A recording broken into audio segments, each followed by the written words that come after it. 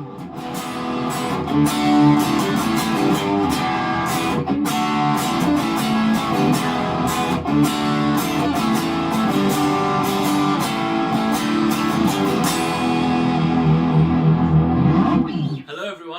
to the next Complete Rock Guitar Beginner Series lesson. Today we're going to be learning open chords. So all that stuff I played at the beginning was played using open chords. Now an open chord is just a chord where you play the chord and you also play some open strings. So I wasn't pressing down every string that I was strumming there. Some of them were just played open, just like that. And that's what makes it an open chord. They're really useful, they're everywhere in rock music. If you like your AC/DC for instance, then you'll love all this stuff. You'll be able to play loads of their songs just using a few of these chords. So let's get started. Right then, so open chords. Now we're going to be learning a few different chord shapes today that we can put together to make songs. So the first one that we're going to learn is an E chord. Now, a chord, if you remember all of the intervals that we've learnt in the past few lessons, is made up of 3 different notes. It's made up of the root note, it's made up of the third, and it's made up of the fifth. So if you've got a major chord, then you make it up of the root, the major third, and the fifth. So if we were going to play an E chord, for instance, our E chord would have these notes in. We'd have the open E, which is our root, and then we'd go up to the major third, which is there on the 4th fret, and then we'd go up to the 5th, which is here, and it would have those different notes in it.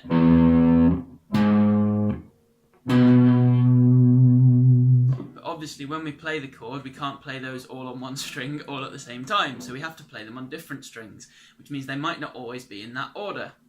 So they might be in a different order when we play them on the strings, and they might be in different octaves, but it will always be those intervals that are in it.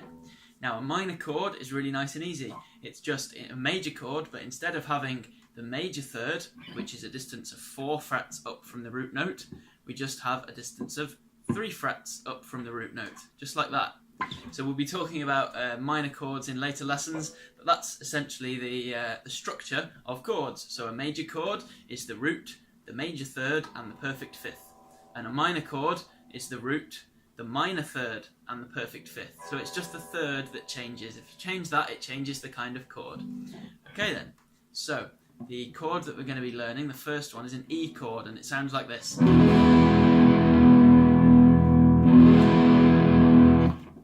So, to play this chord, we're going to be strumming all of the strings at once. So this will be nice and easy compared to the stuff we've been doing so far, where we've just been plucking a couple of strings or just one string.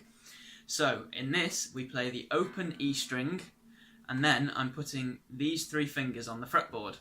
So I'm putting my middle finger on the 2nd fret of the A string, which is the 5th string, and then I'm going to put my 3rd finger on the 2nd fret of the D string, which is the 4th string, just there, just like that, and then I'm going to put my index finger on the 1st fret of the G string, which is the 3rd string. So you end up with your middle finger there, and then your 3rd finger there, and then your index finger there on the G string. So practice just playing those notes individually, and then have a go at the full chord. So that's what all the notes sound like. Now when you're practicing this, the really important thing to remember is that you're also playing the E string open, and you're playing the B string open, and you're also playing the high E string open. So when you strum, you've got to make sure that all of those strings are being hit, and you've also got to make sure that you're not accidentally muting them with your fretting hand. Because if you put your fretting hand down, and let's say your index finger that's on the 1st fret of the G string, if that's too flat, then it'll cover up the B and the E strings, which means that when you strum them, they won't make any sound, so you won't get the proper E chord sound. So what you need to do is make sure that your fingers go on the fretboard at a 90-degree angle. So if you can see here, my fingers are going straight into the fretboard like that. I'm not putting them flat like that. That can be useful when you're doing lead guitar work and you don't want the other strings to sound, but we want to be able to play them. So put your finger straight into the fretboard like that at a 90-degree angle. Put them all in. Now, a really useful thing to make sure you do when you're doing this to make it easier is to keep your thumb behind the neck. So don't put your thumb over the top, because that means your fingers will have to go flat on the fretboard and it'll all make it a bit awkward. Thumb over the top can be useful for some lead guitar stuff, but when we're playing open chords, keep your thumb behind the neck and keep your fingers parallel to the fretboard like this. So don't angle your hand down, because that just means that your fingers have got further to reach to try and get to the correct notes. So make it nice and easy for yourself. Keep your knuckles all in line with the fretboard, nice and parallel, and then put the fingers down with the fingers pointing 90 degrees and pressing straight down into the frets. And then just press down. Just use enough force to press down the strings. Don't really grab it, because that will be bad technique and it will make it harder for yourself. So just do it nice and easily. And then focus on getting all of the notes to sound clean. Now, if you're struggling to put all of these fingers down at once and it's a bit of a challenge, just focus on using a couple of them at a time. So at first, for instance, you could just say, well, I'm going to practice just playing the open E string and the A string there on the 2nd fret. So I'm just going to strum these two strings and just put one finger down. You could do that. And then you could say, okay, well, now I'm going to add in the D string. So I'm going to put my 3rd finger in the correct position there. So now I've got my middle finger on the 2nd fret, and I've also got my 3rd finger on the 2nd fret of the A string and the D string. And then I can say, okay, well, I'll just strum the open E, the A string, and the D string, and I'll just practice and making sure I can get those notes clean. Just like that. And then what you do is you could say, okay, well, now I'm going to add in the next string, so I'm going to put that finger on the G string, and then I'm going to try it all together. So you learn the chord one note at a time, and it makes it really easy to learn. You're breaking down the challenge so you can learn it faster. Now, the next chord we're going to learn is a D chord. So in an E chord, the root note of the chord is E, and in a D chord, the root note of the chord is D. Now, what about major and minor chords? Well, when we just say a D chord, do we mean a D major chord or a D minor chord? Well, if you don't specify whether it's major or minor, then we assume that it's just the major chord. So with the D chord, if it's just a D chord, then we say, okay, that's major. We'd only say whether it's major or minor if it's a minor chord. So a D major chord, which is just D, sounds like this. Just like that, okay? So in this chord, we're actually only strumming 4 strings. Now we're strumming the D string, and then we're strumming the G string, and then the B string, and the high E string. Now you can also strum the A string as well, because that's also a note that's in the key, that's also a note that is in the chord, but it can sound a bit awkward. And I personally prefer the tone when you just stick to those 4 chords, but do whatever you think sounds best. If you want to include the A string, then do that, that's absolutely fine. So in this chord, I'm playing the D string open, so that's the 4th string, 1, 2, 3, 4. I'm playing that D string open, and then I'm putting my index finger on the 2nd fret of the G string, and I'm plucking that as well, and then my 3rd finger goes on the 3rd fret of the B string. And then the final note is I put my middle finger on the 2nd fret of the high E string, like that. So again, we're just using these 3 fingers all together. So that's index finger there, 3rd finger there, and middle finger there, and then you strum the 4 strings. So be very careful to make sure you are strumming the right strings, you're not accidentally hitting that low E string, because then it'll just sound like a bit of a mess. So make sure you don't just look at your fretting hand, but you also look at your picking hand. Now, a good way to practice this chord is to say, well, I'm going to fret the chord and then I'm going to strum each string individually.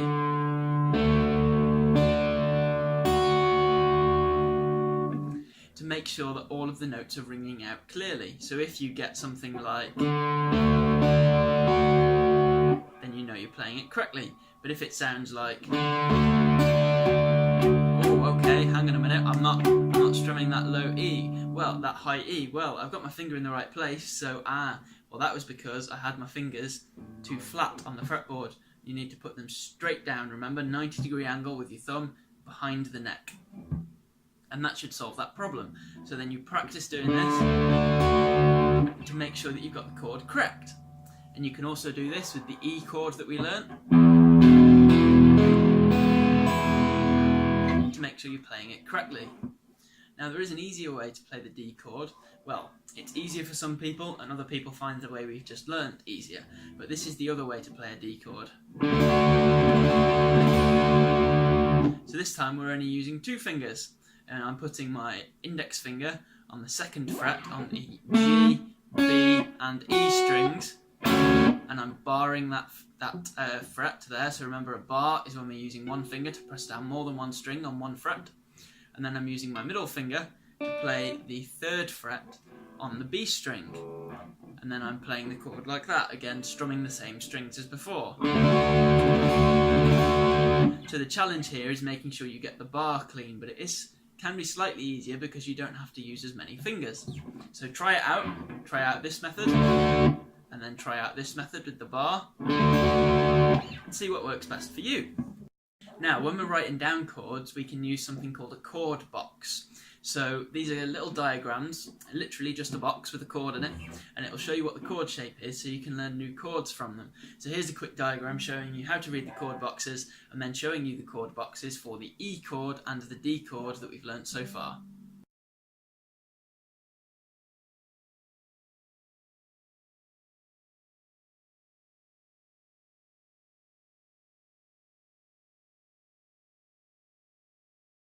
Right then guys, so now we're going to learn another chord. We're going to learn the A chord. Now the A chord sounds like this. So again, an A chord, so it's an A major chord, but we don't have to say major, because if we say A chord, everybody knows we mean the major one. So in this chord, I'm playing the open A string, which is the 5th string again, and then I'm using these 3 fingers. So I'm using my index finger on the 2nd fret of the D string, and then I'm putting my middle finger on the 2nd fret of the G string, and then I'm putting my 3rd finger on the 2nd fret of the B string, and then I'm leaving that high E string open. So it's really important in this one to keep your fingers going into the fretboard at 90 degrees instead of going flat, because then you won't be able to hear the high E string. When we're playing this chord, again you can use the practice method where you strum 1 string at a time to make sure you've got it clean, and you could also try just adding 1 finger at a time if you want to get used to the chord. There's another way that we can play this chord. This is popular with flamenco guitar players. I play flamenco guitar, I learnt it from that, and now it's my go-to A chord shape. So with this chord, it leaves the other 2 fingers free. So that means we're only using these 2 fingers. We're only using our index finger and our middle finger on our left hand. So what you do is your middle finger is now on the B string on the 2nd fret, and your index finger bars across the D string and the G string on the 2nd fret. Just like that. So that can be a nice easy one as well, in a similar way to how using bars helped us to play the D chord with only 2 fingers. We can do the same thing with the A chord. Now you might be wondering why we don't just bar across all 3 strings with our index finger like that. There's a good reason for that. It's because if we do this, it's really difficult to also get that high E string to ring out cleanly, because our finger's so flat on the fretboard that there's no hope of that ringing out. So instead, we do this. So we bar our index finger just across 2 strings, and then put our middle finger on the other string, and that leaves all of the strings free. So that's a nice easy way to play the chord. So now we'll go to learning to play some cool songs with these chords and some cool riffs, so you can see how to apply them in music. Right then, so here's the chord box for that A chord that we learned. And now we're going to use those chords to play some cool riffs. So this is the first one that we can do.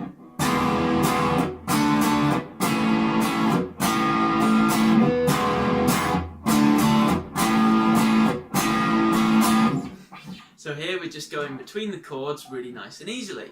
So we're starting on the E chord and going, and then muting, so 2 strums like that, and mute, and then going to the D chord and going, and then muting again. So strum, down, up, mute, and then going to the A chord. So I'm playing the version of the A chord here, with the middle finger on the B string and then the index finger barring across both the D and the G strings.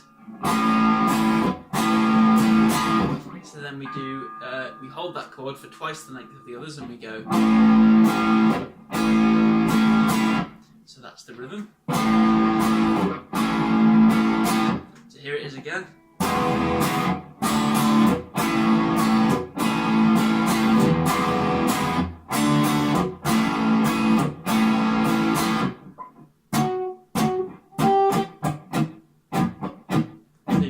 The rhythm on its own, just like that if you like.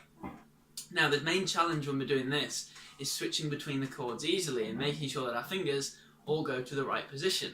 So as you can see, because I've been playing these chords for a long time, my fingers can automatically go to the right places and I don't really have to think about it. But when you're first starting out, obviously it's going to be a challenge. So how do you do it? Well, there's a really nice easy method and it relates to how we learnt the chords in the first place.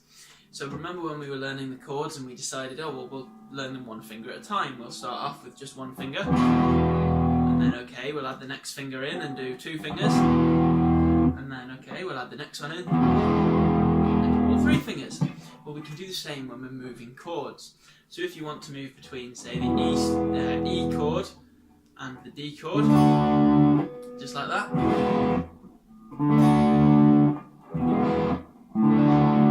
Just focus on one finger at a time. So we could start off with our index finger, for example. Well, where does our index finger start when we play the E chord? Well, it's on the 1st fret of the G string. Okay, and then okay, where does it move when we play the D chord?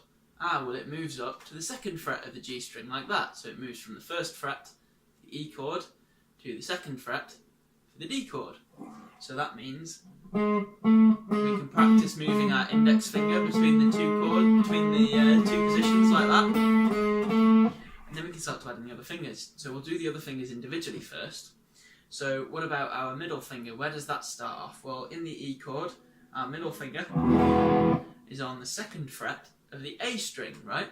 And then when we play a D chord, if we're playing this D chord with all 3 fingers, then that means our middle finger, hair in my mouth, moves all the way down to the 2nd fret on the high E string.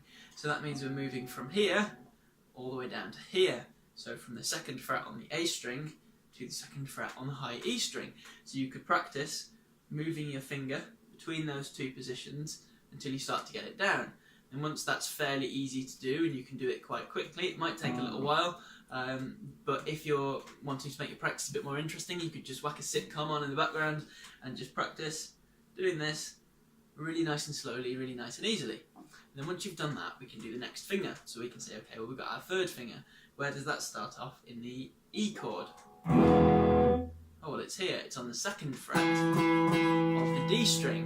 And then where does it go when we play the D chord? Ah, well, it moves to the 3rd fret of the B string. So you can then practice moving your 3rd finger between those 2 positions, right? So we're breaking it down. So you might think this is a lengthy process, but actually you'll learn way quicker by doing this than you will by just trying to force your hands to go into the right positions. Okay, so now we can put all this together. So we can say, okay, well, let's do our index finger and our middle finger first.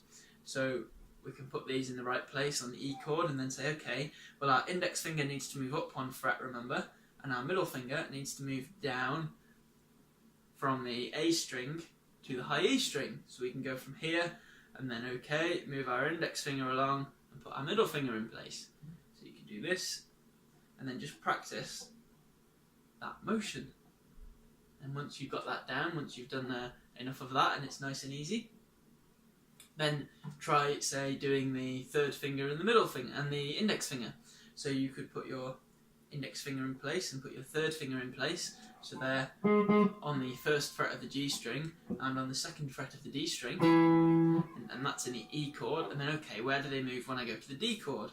Well, my index finger moves along one fret again as before, and my third finger moves from the second fret of the D string to the third fret, hair in my mouth again, of the B string.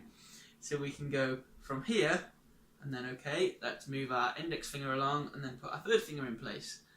So practice just with those two fingers, and then once you've done all that, then practice with the full chord and do it really nice and slowly. And to make sure you've got the chord in the right place each time, just do one strum of each one. And you might have to do this really slowly at first. It might take you ages to move between the chords. So, okay, so this one moves along one fret, that one moves down there, and that one moves down there. Okay. Now, a lot of beginner methods start off with this stuff, and you'll learn this in the very first lesson. But I remember when I was playing guitar, it took me more than 2 weeks to get that stuff down. I don't want anybody to wait 2 weeks before they can play their first guitar song, which is why we started off with all the easy riffs. Just like that, okay? Because it's all about making music. Now, these chords, what makes them difficult is the independence between the fingers. So making sure each finger can move in a different direction to the others and none of them get muddled up.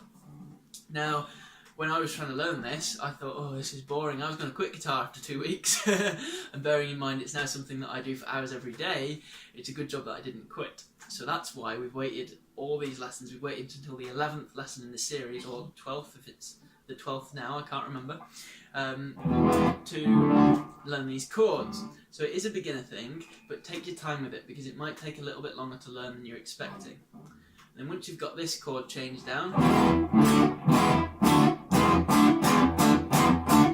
you can do that nice and easily. Then switch to going between the D chord and the A chord and do it one finger at a time again. So your index finger moves there and your middle finger moves there, and for instance, and do that until you've got that down as well. And then have a go at playing that full riff that we did and see how you get on. Right then guys, so now I've got another cool riff for you, so here it is.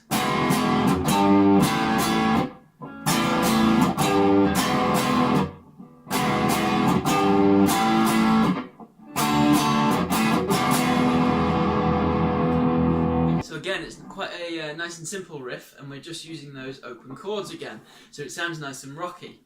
Now what we do first is this section, so we go. So we do 2 strums on the E chord, and then we mute the strings. So to mute the strings, you just have to put your fingers over the strings, but don't press them down. So I'm going like that. Like that. So strum, down, down, mute. And I'm also putting the palm of my hand over the strings right in the middle there to mute them. Hair in my mouth again as I do it. So I'm going like that, and then as I mute, I'm just strumming down with the pick, so that's what makes that percussive sound. And then the next part we do is I use my third finger and I put that on the third fret of the low E string, so that makes a G note. This is what it sounds like.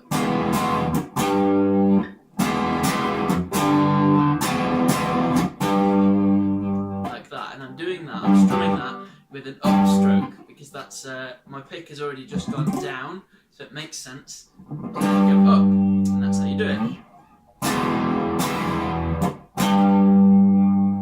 Just like that, okay? And then we go to the A chord then. So we go. So it's the bit we've just learned, and then this is where that other A chord that we learned comes in handy. Because instead of having to move our third finger all the way down to here, from the third fret of the low E string all the way down to the second fret of the B string, to play that A chord with 3 fingers, we can instead just play the A chord with 2 fingers. So we can do it with our middle finger on the second fret of the B string, and then our index finger laid across the D string and the G string, again on the second fret, which means that we don't have to move our third finger down so quickly, because our third finger is being used for that note on the third fret, so we can go just like that, okay? So practice each individual part of that, so you might want to first practice going, and then as you do that percussive stroke, that gives you time to move your third finger from where it is in the E chord on the 2nd fret of the D string all the way up to here on the 3rd fret of the low E string. And then we're going to play an A chord, just like we did, so you could practice going between this note and the A chord. Just like that. And then, once you've done that, we can learn the next part of the riff. So the first part was... And the second part is the same but in reverse. So we go... So instead of starting on the E chord, doing that G note there, and then going to the A chord, we're starting on the A chord, going to the G note, and then going to the E chord. And we do it in the same rhythm. So we go...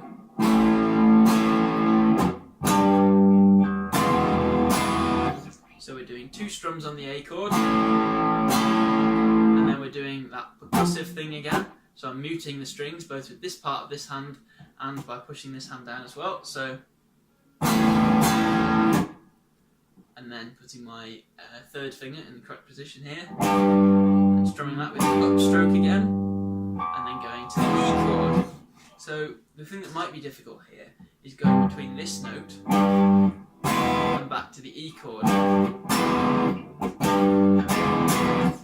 Just like that. So practice that if you need to individually, and then put these 2 parts together. So you go like this.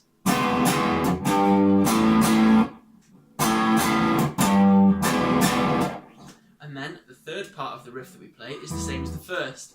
So we go...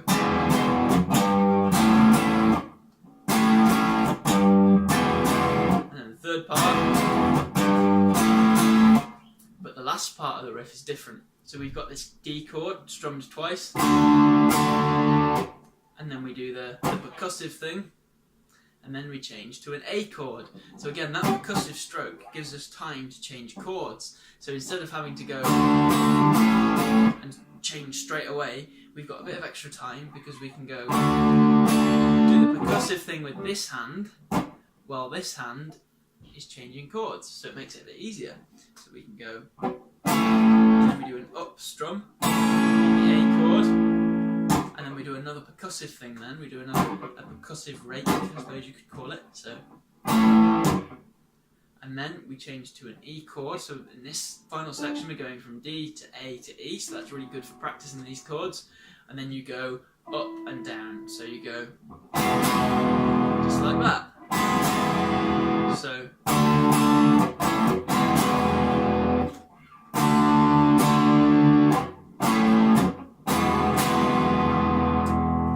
So now we can add that to the rest of our riff, and this is what we get. So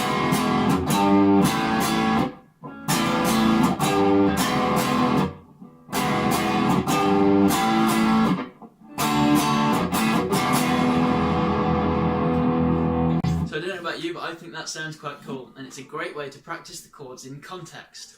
Now, if you want more practice, look up a load of rock songs on the internet. So basically any classic rock song will probably have some of these chords in. They might have a few more as well. You might have a C chord or a G chord, but once you've learnt the ones in this lesson, you can then go out and learn the chords that you need for those other songs, because you know how to learn them, you know how to break them down into individual fingers and learn how to change between the chords easily. So then it's about applying it to the music that you want to learn. And as always, make sure you're creating some of your own ideas with these chords as well. There are infinite possibilities. Just vary the rhythm a bit, change the order that you play your chords in, and you won't be able to stop thinking of new ideas. So I hope you've enjoyed this video lesson. That brings us to the end here. So we've learned our E chord, our A chord and our D chord, and we've learned the structure of chords, what intervals are in them, in major chords and in minor chords. We've learned how to change between the chords easily, and we've learned how to play a couple of cool riffs using them. So I hope that's been useful. Don't forget to subscribe, like and share if you've enjoyed this video, and hopefully we'll see you in the next lesson.